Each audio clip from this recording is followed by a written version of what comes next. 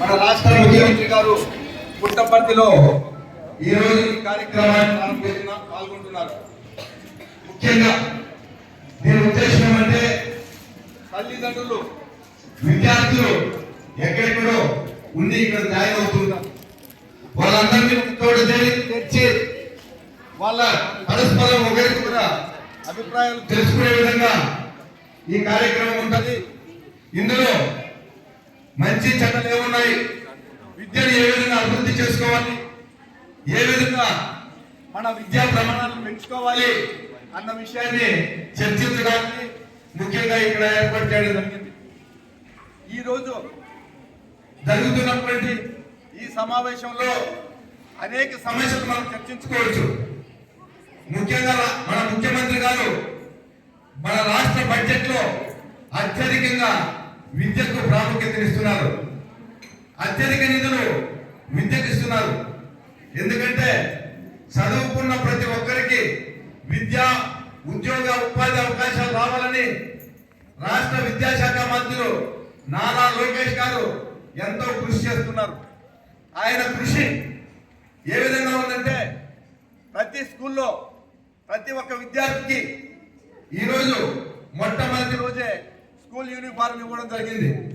అదేవిధంగా school books ఇవ్వడం జరిగింది. గతంలో ఎప్పుడు ఈ విధంగా లేదు. చదువుకునే ప్రతి ఒక్క విద్యార్థికి ఎంతమంది పిల్లలు ఉంటే అంతమందికి తల్లికి వందనం పేరుతో 13,000 రూపాయలు వేయడం జరుగుతూ ఉంది. ఎందుకు ఈ విధంగా చేస్తున్నారంటే పేదరికం నుండి బయటపడేయాలని చెప్పి దారిద్ర్యకు దిగువన్నటువంటి పేద పిల్లలను విద్యా ఉపాధి వైపు మళ్లించి పైకి తీసుకురావాలనే ఉద్దేశంతో ఈ రోజు నారా లోకేష్ గారు కృషి చేస్తున్నారు. ఆయన కృషికి నిదర్శనమే ఈ రోజు ప్రతి ఒక్కరికి డబ్బులు పడ్డాయి.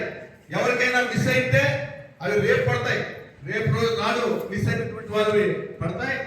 అందులో కాన్వెంట్ చదివే వాళ్ళకి, మన ప్రభుత్వ స్కూల్ చదివే వాళ్ళకి అందరికీ కూడా ఇంటర్మీడియట్ దాకా ఇవ్వడం జరుగుతూ ఉంది.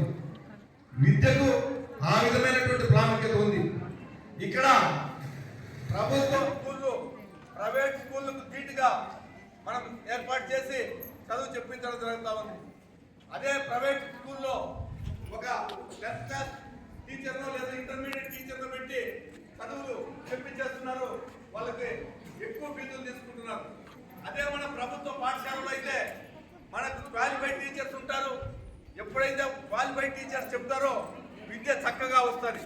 కాబట్టి తల్లిదండ్రులంతా ఆలోచించాల్సింది